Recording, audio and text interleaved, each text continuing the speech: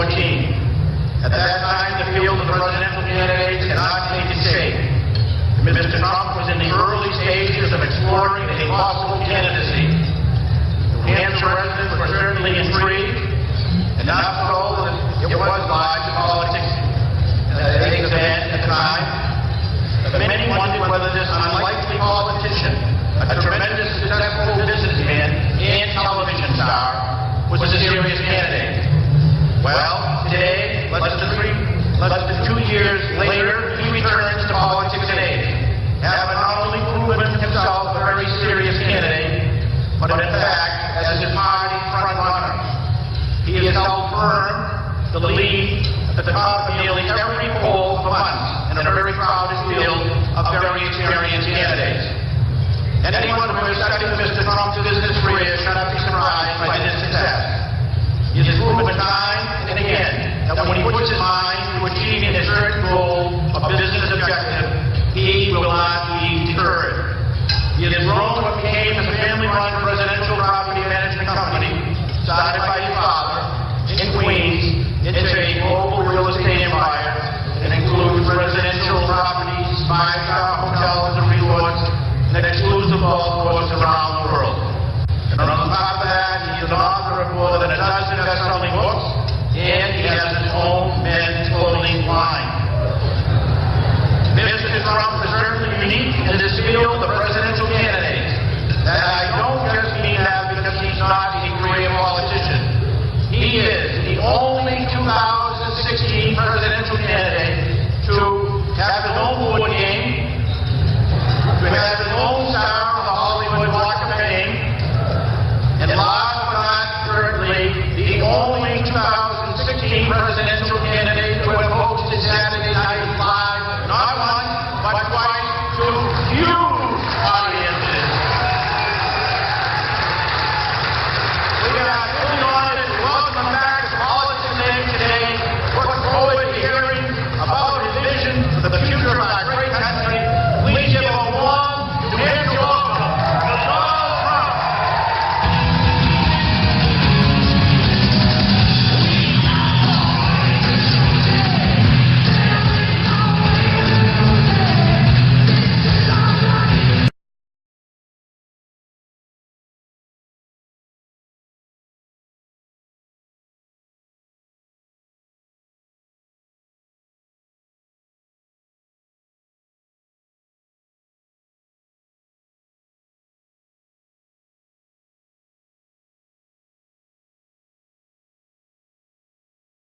A terrific time. I'm so honored that this is your record crowd. That's a long time. Anytime we can break records, we all like it. We all have those big egos. A lot of the people I know in this room. There's my man, the king of the vets, right here. The king, my friend. Well, the veterans are special. Special day for the veterans, by the way, right? Special day. This is our day. The greatest people. The greatest people. And we're going to work with them, and we're going to take care of them, and so many things. You know, we put in a plan 2 weeks ago on a tremendous ship, and it was so well received because, you know, the waiting times are so enormous. The vets go in, and they wait for days and days and days, and nothing happens. And some of them get very sick, and some of them, I hate to say, it's the end. Because they can't get a doctor. They can't get a doctor in time. And we put in a plan that everybody loves. You go, and if you get good service, that's great. And if you don't get good service, you go into a private doctor, or you go into a hospital, or you go into someplace right nearby, and we're going to pay for it, and you're going to get home, and you're going to get better, and you're not going to have a traumatic experience, and you're going to get back to health, and you're going to love it. And it's so simple. And you know it's going to cost a hell of a lot less money than what they're doing right now, believe me. So the vets are all really, they love it. They love it. And so simple. So simple. So last night we had a debate. It was exciting. It was really nice. Beautiful auditorium. 8 people on the stage, which is nice. You know, we had 10. We started off with 17. And one by one they're disappearing. disappearing. It's a beautiful thing to watch as they go out. Oh, I love it. Every day, another one goes out. Lots of problems, right? The biggest problem is they don't get the votes. They don't get the polling numbers. Speaking of polling numbers, I love New Hampshire. And, I'm telling you, the relationship that we've had with New Hampshire and the people of New Hampshire has been amazing. And you see what I'm talking about because you guys get the polls just like I do, where it's such a big lead.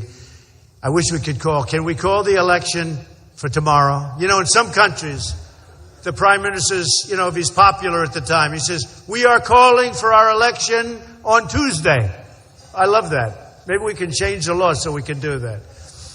But we have about 90 days, and that's not a lot. When we started this quest, it was a year and a half. And then I said, all right, will I do it? Will I do it? It takes a lot of courage to do it. It really does. It's hard. It's a hard thing to do, especially, all my life I've heard if you're a successful person, if you're a very successful person, you can't run for the office of president. It's the scrutiny, the difficulty, the horror show. Your family gets so exposed, and, they've never done this before, and I've never been a politician before. I've dealt with politicians all my life. I love dealing with politicians, but I've never done this before. And who would have thought this was going to happen, in all fairness? But people see what's going on, and, my family has been so great. In fact, I brought my two sons. Where are they?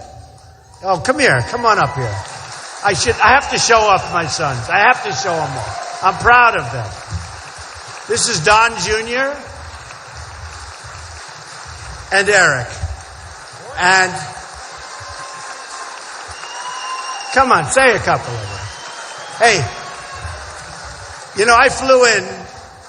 I had about an hour and a half of sleep. So you know what I say to my boys? Say a few words. Well, it's great to be here. Thank you so much for the incredibly warm thanks for my father. This is clearly not something we were planning on doing here today, and I know you're not interested in listening to the B team, but he's going to do a great job for you and for this country. We're really proud of him, and we're just psyched to be here and watching what's going on. The message is resonating so well, we just couldn't be more proud. So thank you guys so much for all of your support. It's just been absolutely amazing.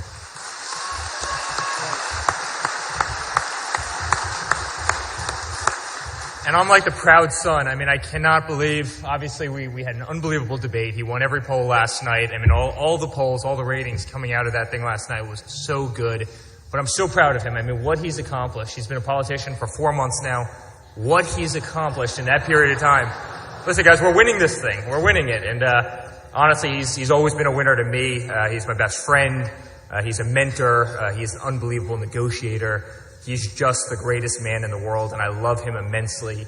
Our family is so important, and our relationship is so important. And I'm proud of him. I'm proud of him, so I'm that glowing son. But thank you guys for welcoming me to your state. We really appreciate it.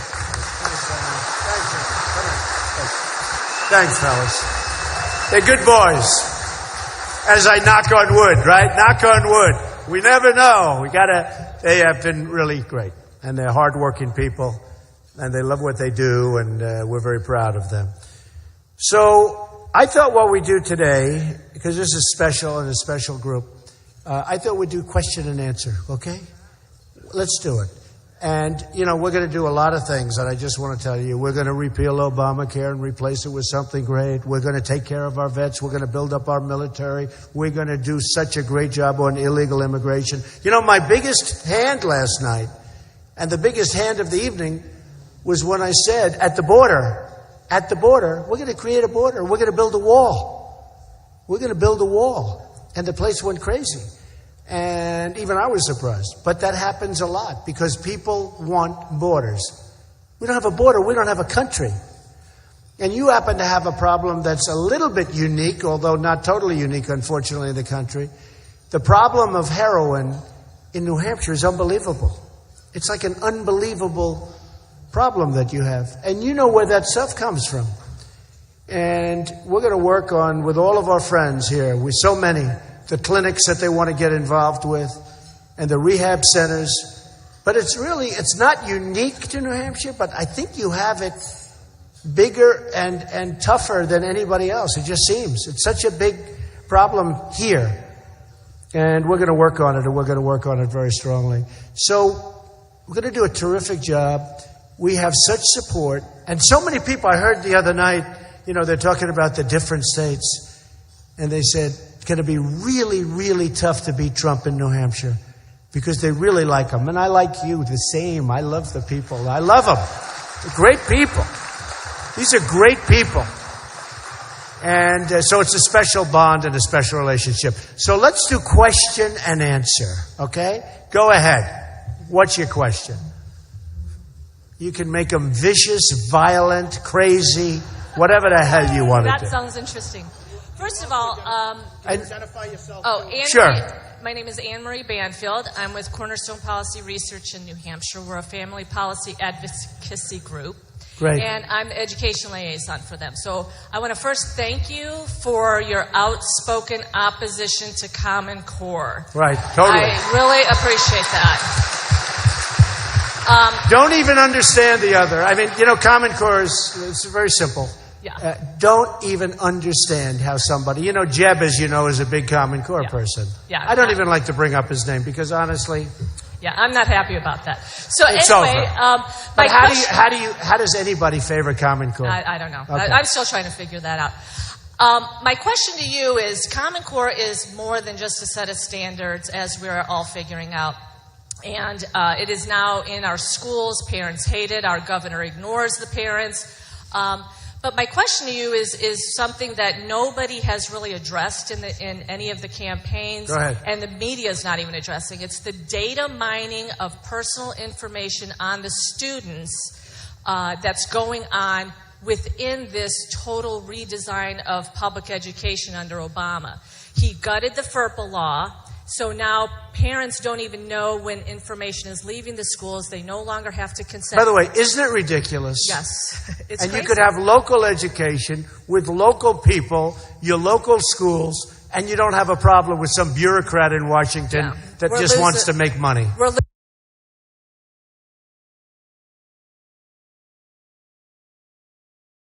losing local control under this. So my question go ahead. What's your is question? about the data mining. I didn't know Common Core was so complicated, frankly. It is. What would you do to protect the privacy of students now that Obama has pretty much opened that up so anybody can get information? He opened it up students? For everybody but himself. Right. Well, the government can take information. If you think about it, it's very interesting, isn't it? So is there something that would you close the loophole in the FERPA law? Would you, I would close all loopholes. You have to have privacy. Right. You have to have privacy. So I'd close all. But most important, I'd get everything out of Washington because that's where it's all emanating from. Okay? Okay. Thank you very much. Lenny Glenn. Come on, Lenny. Where's Lenny? Come on, Lenny. Look at this guy. He's been with me from the beginning. How are you, Lenny? Donald, I'm fine. Good. Whoa, it's a loud mic. You sound strong. I want to ask you just a straightforward but serious question. Social Security, as you know,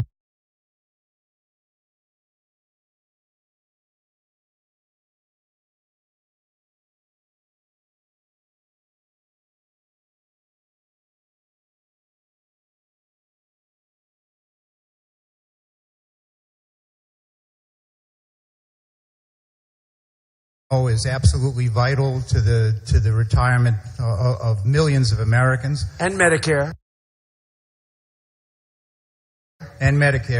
And yet we know, in particular with Social Security, the system faces a long-term shortfall in the 9-10 trillion. And you can close that shortfall one of two ways or by a combination. You can cut benefits, you can raise revenue going into the system, or some combination. Right. What's your plan? My plan is to leave Social Security alone. What we're going to do is you get rid of the fraud, the abuse, the waste. And we're going to bring jobs back to our country. We're going to make our country rich again. And we're going to be able to take care of our Medicare and our Social Security. It's to leave it alone. And there's basically two of us that want to do that in terms of the Republican candidates. And one of them is a terrific guy, but he won't be able to bring the jobs back. That's what I do. I've employed tens of thousands of people. I'm going to bring them back from China, from Japan, from India, from all over the world where they've taken our jobs. We're going to bring them back. We're going to make our country very rich again and very great again. And one of the things we'll be able to afford, again, will be Social Security. You know, you've been paying into Social Security for a long time. It's very unfair to say, oh, okay, we're going to change it now. So we are going to do that. Okay, Lenny? Good. Thank you. Amy. Hi, Amy.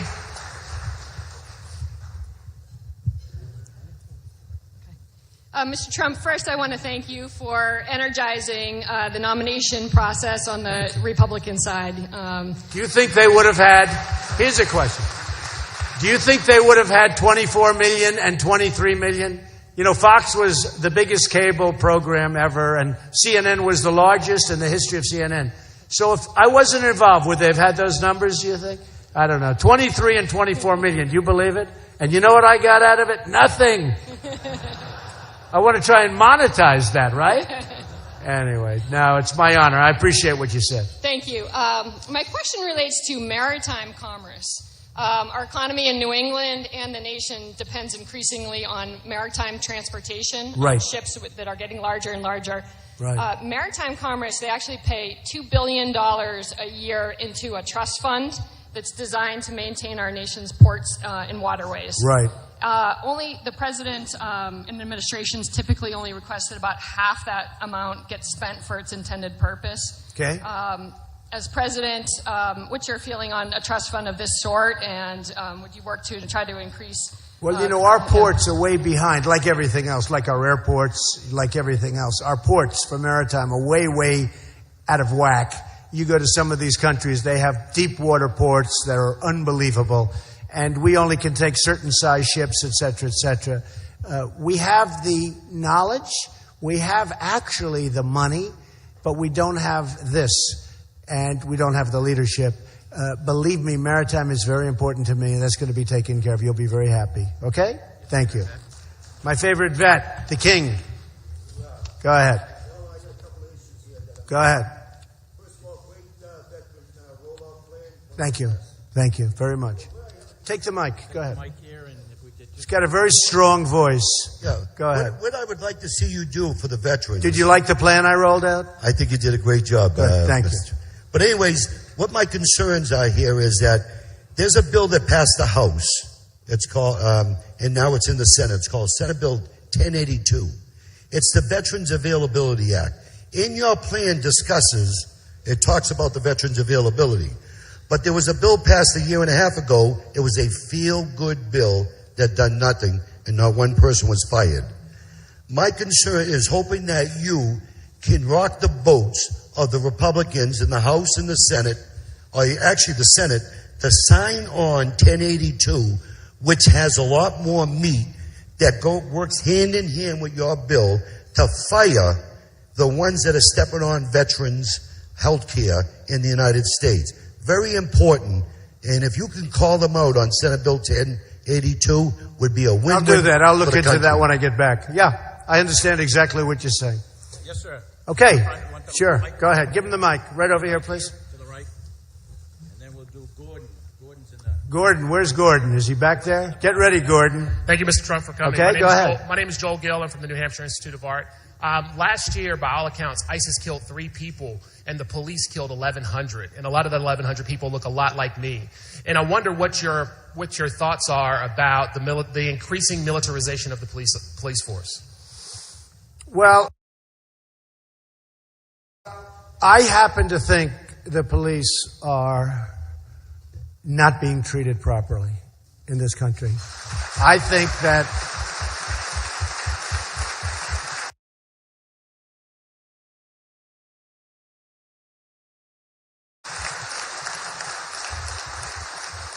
along with the vets, along with certain groups, these are tremendous people, and I've dealt with them, and I guess I've dealt with them more in the last 6 months than I've ever dealt with them before. You know, it's been an amazing experience for me. And I've seen people that are so dedicated, and you're always going to have a problem. You know, no matter what business you go in, you're going to have a problem. Somebody was stupid about something, and it's terrible. And you're going to have that, and we'll see that sometimes on television. And, the sad part is you see that, but you don't see the millions of great acts and, all of the positive things that are done. But I happen to think that I've met some of the finest people just dealing with the police forces throughout the country that I'm dealing with. I mean, here, they've been unbelievable the way they've treated me here.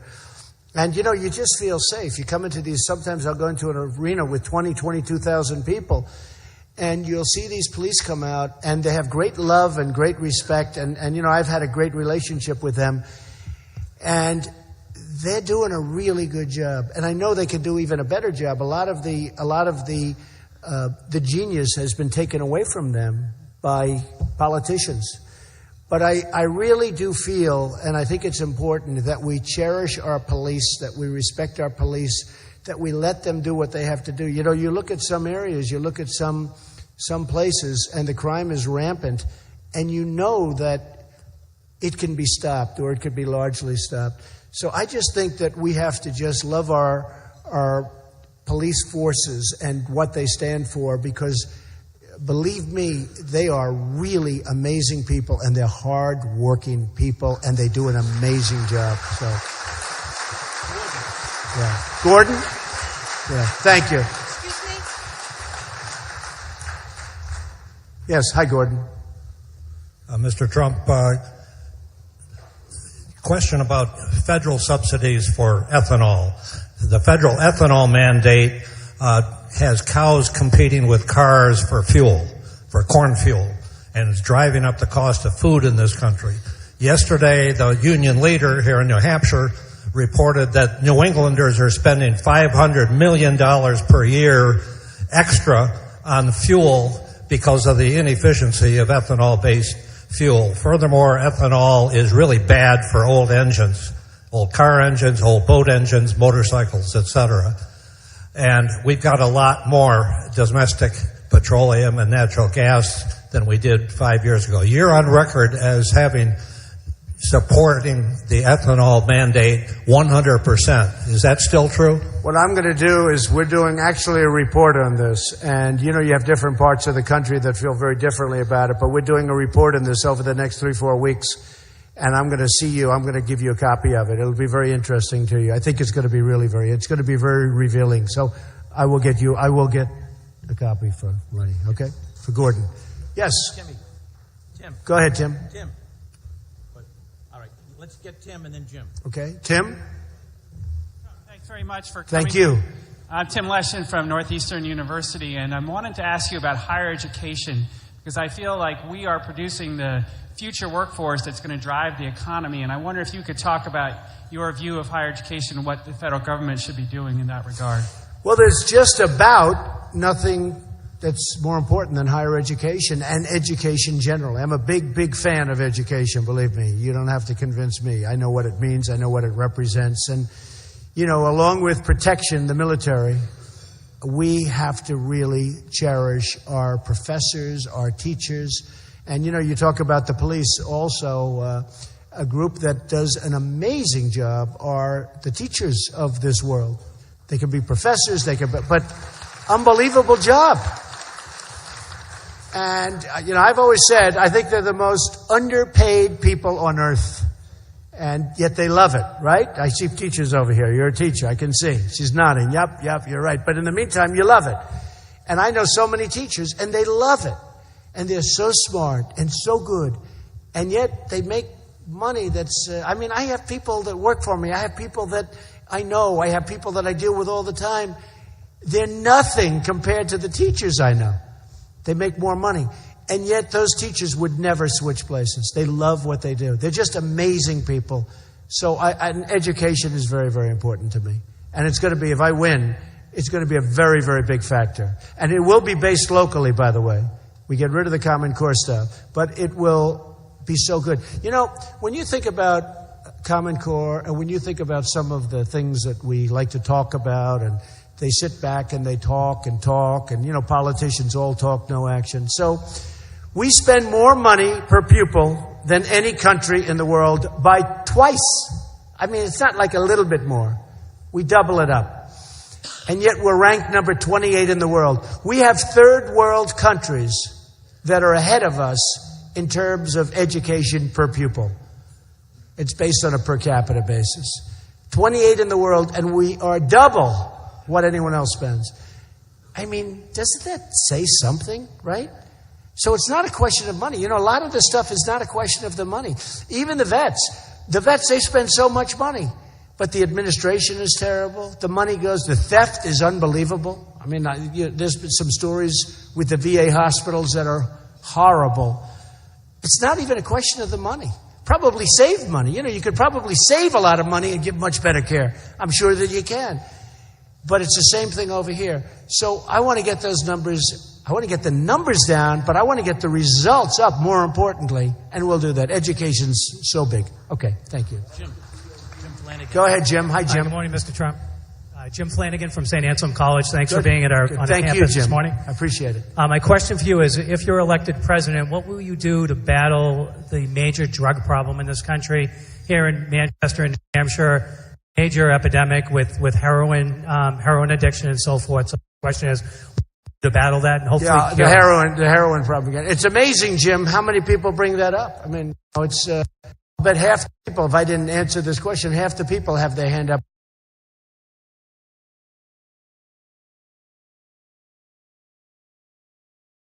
About heroin, because this area, I don't know what it is, but this area.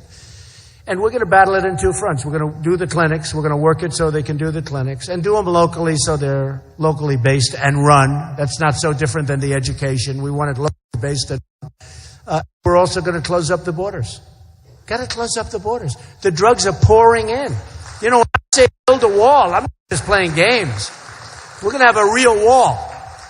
We're going to have a real wall. We're not playing games. They show a wall in one of the magazines last week. It's this tall, and they build a ramp. And they have trucks pouring over. The trucks are loaded with drugs. They use it like a speedway. They go over. That doesn't happen with the wall, Jim. They're going to say, boy, that's a high ramp. Wow. We fall off the ramp, we're in trouble. Not going to happen. So we have to stop it. You know, you have to stop the source. In the meantime, people are hooked. And I don't know what it is with heroin, but it just seems to be a really tough one to get away from. It can be done. And we're going to take care of the people. These people got hooked. They got hooked unbeknowingly. I've heard stories where they had no idea, and all of a sudden they were hooked, and they can't get out of it. It's a terrible, terrible drug, and we will take care of it. I mean, as much as we can. As much as we can. But we can stop that source. Okay? Thank you. It's a great question. Christina, yes. And then we'll have some hands in.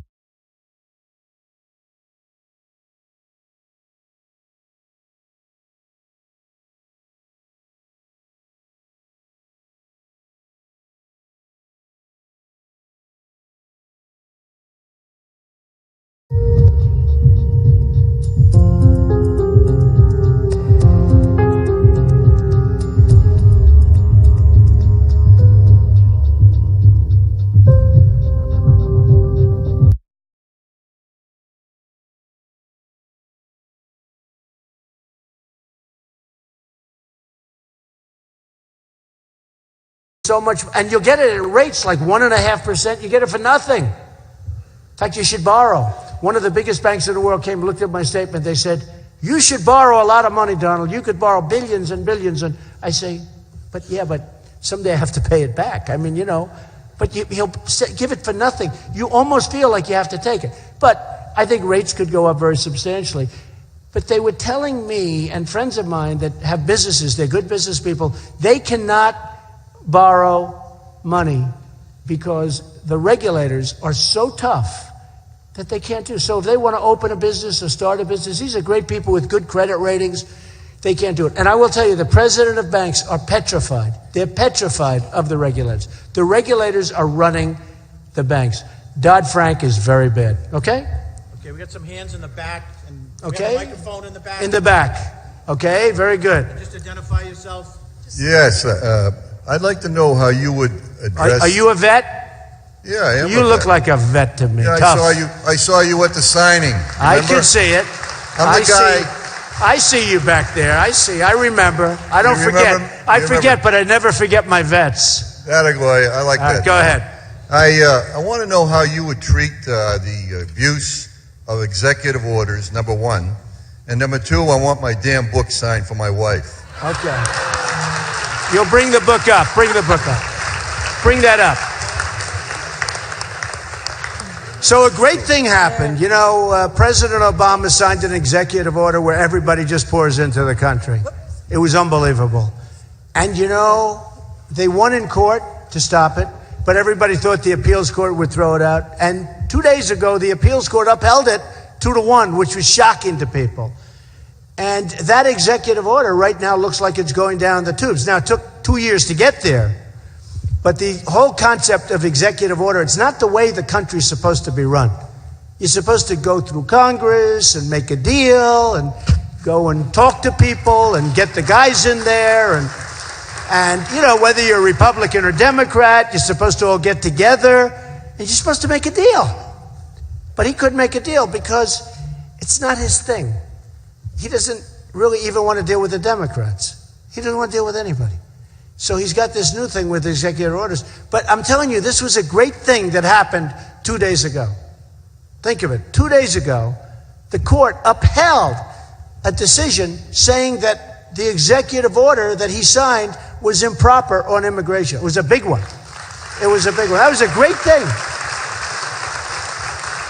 In Texas, they did a great job. They did a fantastic job. It's so rare. How often do we see that? We don't see it. But this was a great thing. You know, speaking of things we don't see, and I say this, we don't have victories anymore in our country. When do we have a victory? We don't have victories on trade. We don't have victories with ISIS. We don't have a victory with a stupid agreement that was done with Iran, done by incompetent people on our side. We don't have victories with Sergeant Bergdahl, where this traitor, this dirty, rotten traitor, he gets no jail time. Gets no jail time. Now think of it, right? 25, 50 years ago, 30 years ago, what would they have done? Bing, right? He just said it. I didn't have to say it. I'm just imitating him. He's going to get no jail time. Nothing. They say, well, you know, he wasn't feeling. 6 people died going out looking for him.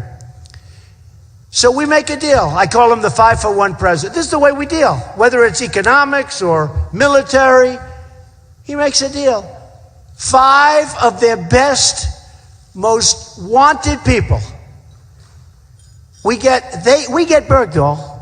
They get 5 killers that are right now back on the battlefield looking to kill everybody, including us.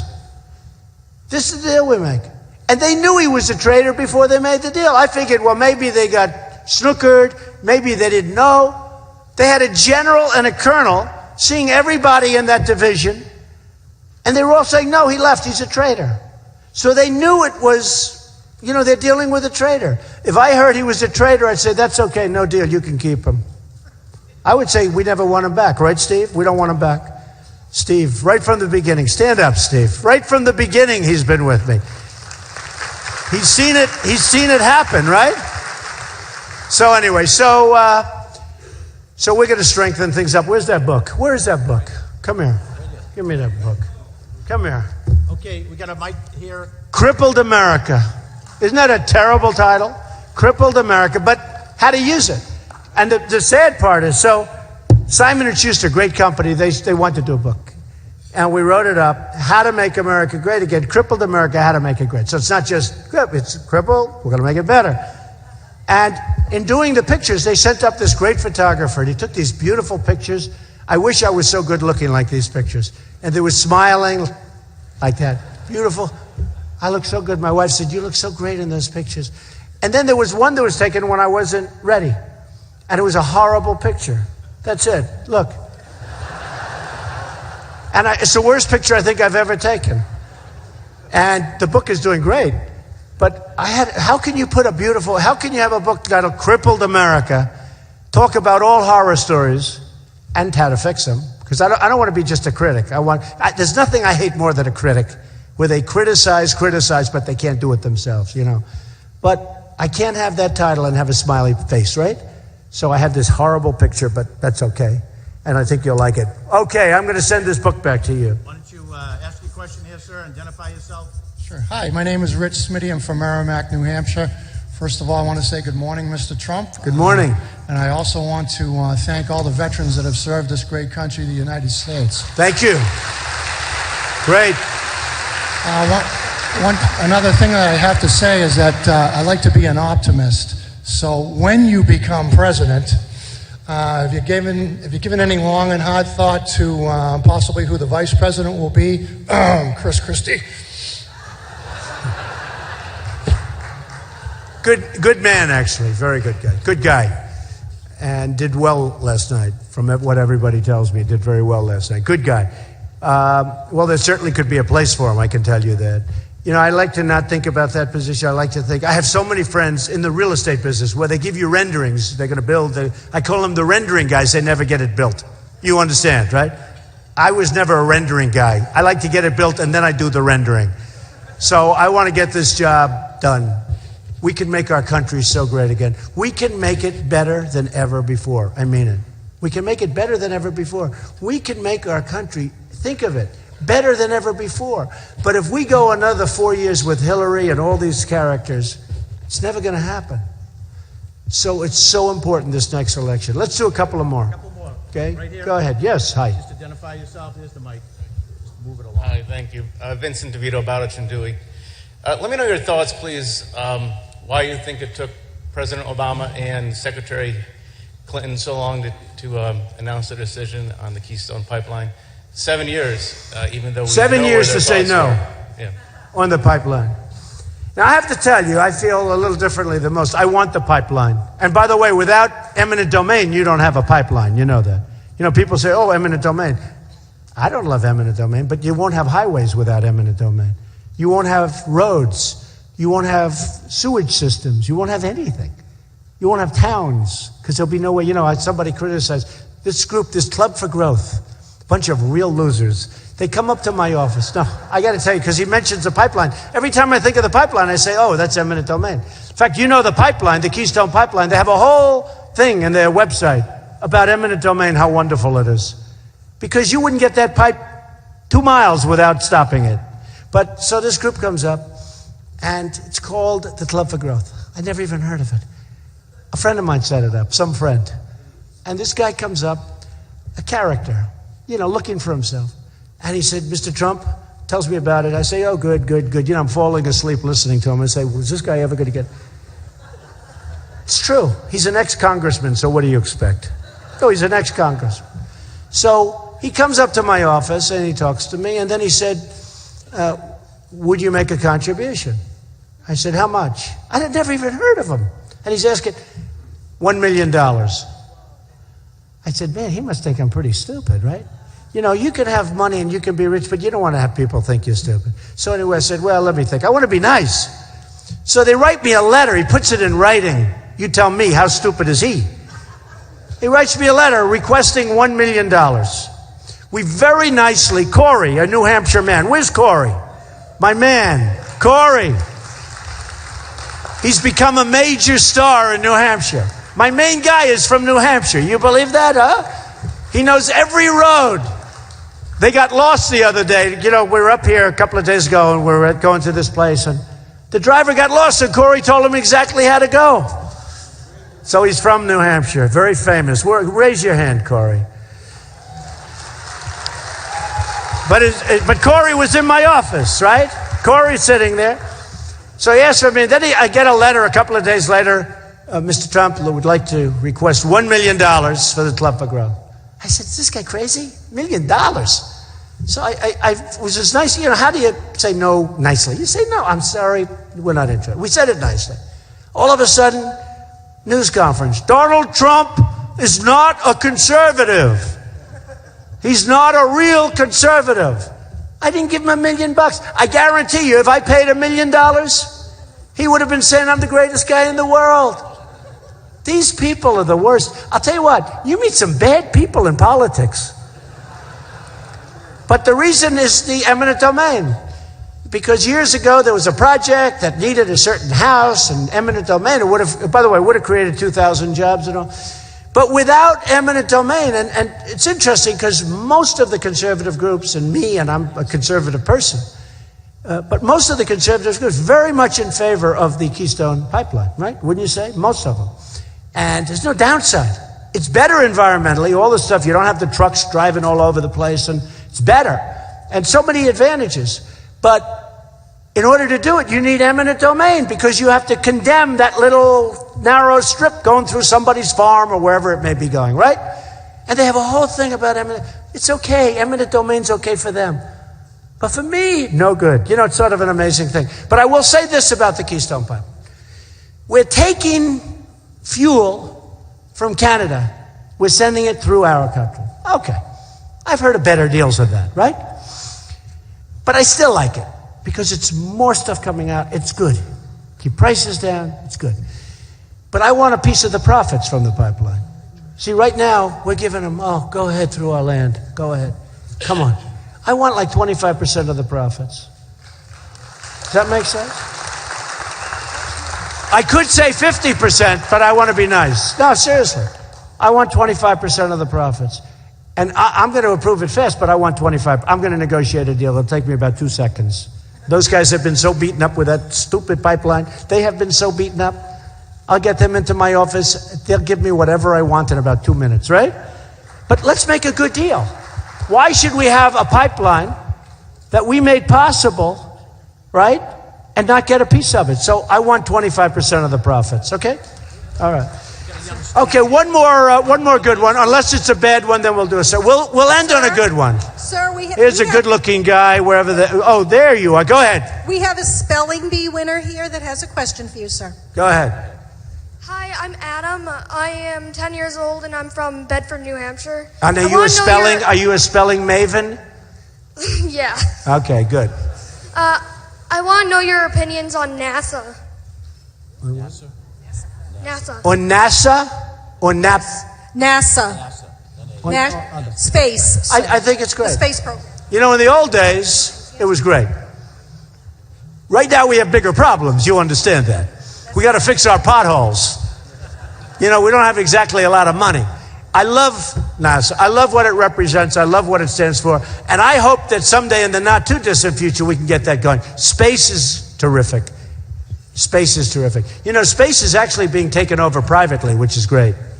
It's being taken over. A lot of private companies going up through space. And I like that maybe even better. But it's very exciting. And if you're looking to do that, I think it's terrific.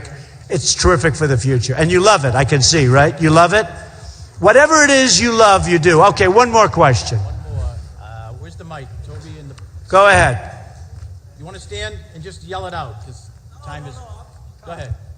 Go ahead. Yell it out. Yell it out. Go ahead. You don't need him.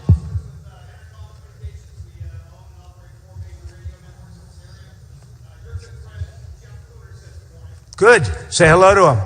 Good guy. Right. You talk about jobs. Right. Talk about minimum wage. Talk about that. You talk about bringing all these jobs back from all these countries. How are these people going to make money? Because right now, did you hear my question last night? My answer on the minimum wage? Because we discussed minimum wage last night. Here's the problem with minimum wage. Right now we are losing businesses to everybody in the world. Companies are leaving. They're taking thousands and thousands of jobs. We're losing tremendous amounts of business. And I gave this answer last night, if you start raising it up, we're non-competitive on taxes. I'm cutting taxes big league, more than anybody else, by the way, but under my tax plan. But if you do that with minimum wage, if you raise it, like New York just did, they raised it way up. But if you do that, you're going to become non-competitive even beyond what we are right now. So it's a very, very slippery slope. And what the key is to get the people on minimum wage to work hard and not make minimum wage anymore, to go out and make 5 times, 10 times, 100 times what they're making. Because that's what the American dream is all about. But we have to remain competitive with the rest of the world. And we're not competitive now because our taxes are too high. And if we do that with labor, we're not going to be competitive at all. So we have to be very, very careful, okay? Ladies and gentlemen, I just want to thank the whole thing with New Hampshire has been so amazing and it's like a love fest. And it's a movement going on. You know, I went to Dallas, we had 20,000 people. I went to Alabama, Mobile, Alabama, we had 35,000 people. I go to Oklahoma 3 weeks ago. We had 20,000 people, more than that. Anywhere I go in New Hampshire, we have thousands and thousands of people. And I say, it's like a movement. It's not like you like Trump, maybe, I hope. I think I'm a nice person. But the message is what's going. And, you know, they used to have a term, silent majority. It's not silent anymore. It's not really silent anymore. It's not even a good term for us anymore. It's a term that I was using, but the crowd is so wild, the crowds, and they're all this way. They're so enthusiastic. They want to see great things happen for our country. And it really started right here. I mean, the respect and the love in the room. We're going to do something that's going to be great. We're going to turn it around, and we're going to be so proud of it. You saw Saturday Night Live the other night. Did anybody see? Where it was sort of funny. You saw that. I thought the funniest scene was where I was the president. It's 2 years. And I was the president. I'm sitting there, and I'm saying, General, how are we doing with ISIS? Sir, they are defeated, and they are on the run. Then I say to the Secretary of State, how are we doing with this and that? Then I say to the trade, how are we doing on trade? China has succumbed. We are now making money with China, you know, etc. And it was fun. And it was a great skit. And then somebody walks in, Mr. Trump, meaning Mr. President, we're so tired. The public can't stand it. We're winning all the time. They can't take it anymore. I thought it was a great skit. I said, well, they're going to have to get used to it. But there's no such thing as winning too much. We don't win at all. We never win. We're going to win all the time. So I want to thank you all. You're special people. I will never forget it. Thank you very much. Thank you, man. Thank you. Yeah. 98 for my wife. Okay, real fast. I really appreciate that. Thank you. And then I got one baseball. I got to go. I know. Now, let's do it off. And then I'll sign this off stage.